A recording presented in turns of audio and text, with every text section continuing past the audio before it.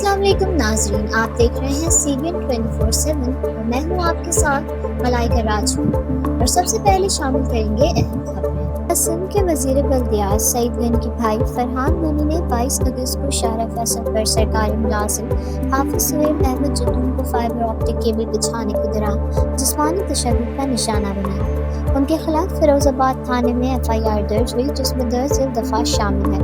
दफ़ा 147, दफ़ा 148, दफ़ा 139 हंगामा आराई और गैर कानूनी इज्तिमा, दफ़ा 186 सरकारी अफसर के काम में रुकावट, दफ़ा 324 कत्ल की कोशिश, दफ़ा 337A शदीद तशद्दुद, दफ़ा 342 गैर कानूनी कैद, दफ़ा 353 सरकारी मुलाजिम को डराना, दफ़ा 379 चोरी, दफ़ा 506B धमकी और दफ़ा 7 इंसदाद दहशतगर्दी एक्ट 1997 के तहत मुकदमा।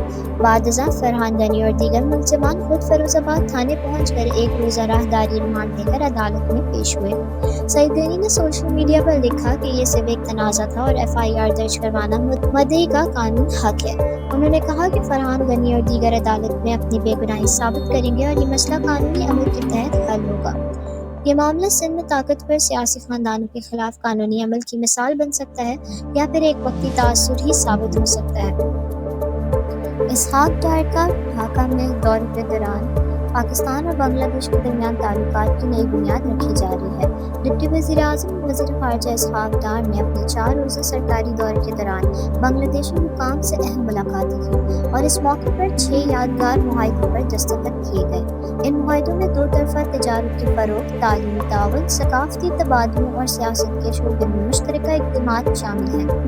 हुक्काम के मुताबिक दोनों ममालिक ने इस बात पर भी इत्तफ़ाक़ किया कि मुस्तक़बिल में तवानाई और टेक्नोलॉजी के शोबे में मुश्तरका मंसूबे शुरू किए जाएंगे। माहिरीन इसे एक तारीखी मौका करार दे रहे हैं क्योंकि कई दहाइयों की सर्द महरी के बाद इस्लामाबाद और ढाका के ताल्लुकात में मुस्बत तब्दीली देखने को मिल रही है। तज्ज़ियाकारों का कहना है कि ये मुआहिदा न सिर्फ दोनों मुल्कों के अवाम को करीब लाएंगे बल्कि जनूबी एशिया में इक़्तिसादी ताउन के नए दरवाजे भी खोल सकते हैं। अब बात करते हैं वज़ीर आज़म मरियम नवाज़ के दौरा जापान की। मरियम नवाज़ ने अपने सरकारी दौरे में जापानी वज़ीर आज़म और आला हुकाम से मुलाकात की, जहां दोनों ममालिक के दरमियान मुख्तलिफ शोबों में ताउन बढ़ाने पर इत्तफ़ाक़ किया गया है। ज़राए के मुताबिक इस दौरे का बुनियादी मकसद सरमायाकारी, तालीम और टेक्नोलॉजी के मैदान में पाकिस्तान के लिए नए मौक़े पैदा करना था। मरियम नवाज़ ने जापानी सरमायाकारों को पाकिस्तान में सरमायाकारी की दावत दी और कहा कि पाकिस्तान खित्ते में मुआशी हब बनने की सलाहियत रखता है।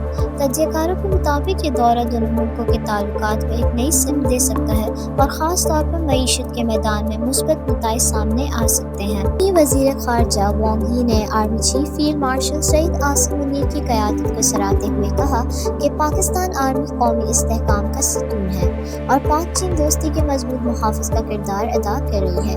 उन्होंने इस बात पर जोर दिया कि मौजूदा आलमी अदम यकीनी के दौर में पाक चीन ताल्लुकात को मजबूत करना खित्ते के अमन इस्तेहकाम के लिए नागज़ीर है और चीन हमेशा पाकिस्तान को अपनी पड़ोसी पॉलिसी में अव्वलीन तरजीह देता है। हरदिल अजीज़ फील्ड मार्शल मुनीर ने जवाब में चीन को पाकिस्तान का आईनी दोस्त करार देते हुए कहा कि हमारी स्ट्रैटेजिक शराकत चट्टान की तरह मजबूत है और पाकिस्तानी फ़ौज चीनी प्रोजेक्ट्स, अहलकारों और इदारों की हिफाजत के लिए मुकम्मल इक़दामात यकीनी बनाएगी। नाज़रीन, खैबर पख्तूनख्वा के ज़िला शामला के इलाके राजेशन और मलहका देहात में पाक फ़ौज की जानिब से भरपूर इमदादी सरगर्मियाँ जारी हैं। हालिया बारिशों और लैंड स्लाइडिंग के बायस दर्जनों खानदान पूरी तरह मुतासिर हुए हैं और मकामी आबादी को खुराक और बुनियादी सहूलियात की शदीद कमी का सामना है। इसी पस मंज़र में पाक फ़ौज ने 240 से ज़ायद मुतासरा खानदान में खुसूसी राशन पैकेजेस तकसीम किए, जिनमें आटा, दालें, चावल, घी, खुश्क दूध और दीगर रोज़मर्रा इस्तेमाल की अशिया शामिल थी, ताकि मुतासरा खानदान फौरी तौर पर रिलीफ हासिल कर सके। मकामी अफराद का कहना है कि पाक फ़ौज की ये बरवक्त काविश न सिर्फ उनकी मुश्किलात कम कर रही है बल्कि उनके हौसले भी बुलंद कर रही है। देहाती ने पाक फ़ौज को खराज तहसीन पेश करते हुए कहा कि मुश्किल वक्त में ये मदद इनके लिए एक उम्मीद की किरण है। वाज़ेह है कि पाक फ़ौज की रियासती और रिलीफ टीमें इलाके में मुसलसल मौजूद हैं। कोशिश की जा रही है कि मुतासरीन को जल्द से जल्द मज़ीद सहूलियात फराहम की जाएँ ताकि वो अपनी ज़िंदगी को दोबारा मामूल पर ला सकें। اب بڑھتے ہیں معاشی خبر کی طرف۔ کرنسی ڈیلرز کے مطابق اس ماہ ڈالر کی فروخت میں 50% تک کمی واقع ہوئی ہے۔ اوپن مارکیٹ میں ڈالر کی خرید و فروخت متاثر ہوئی ہے، جبکہ خدشہ ظاہر کیا جا رہا ہے کہ گرے مارکیٹ ایک بار پھر سرگرم ہو چکی ہے، جہاں ڈالر زیادہ قیمت پر خریدا جا رہا ہے۔ بینکروں کے مطابق اس صورتحال کے باوجود جولائی میں ترسیلات زر 3.2 ارب ڈالر تک پہنچی، جو مثبت پہلو ہے۔ تاہم اوپن مارکیٹ نے صرف 115 ملین ڈالر بینکائی نظام کو فروخت کیے، جو گزشتہ سال کے مقابلے میں کافی کم ہے۔ کوہ پیمائی کے شعبے میں پاکستان نے ایک اور کامیابی حاصل کر لی ہے۔ ہندوکش پہاڑی سلسلے کی سب سے بلند چوٹی ترچ میل، جو 7,708 میٹر بلند ہے، پاکستانی کوہ پیماؤں نے سر کر لی۔ گلگت بلتستان سے تعلق رکھنے والے سرباز خان اور عابد بیگ نے یہ تاریخی کارنامہ سر انجام دیا۔ ٹیم میں دیگر 5 کوہ پیما بھی شامل تھے، جو خراب موسم کے باعث 7,300 میٹر تک پہنچ سکے۔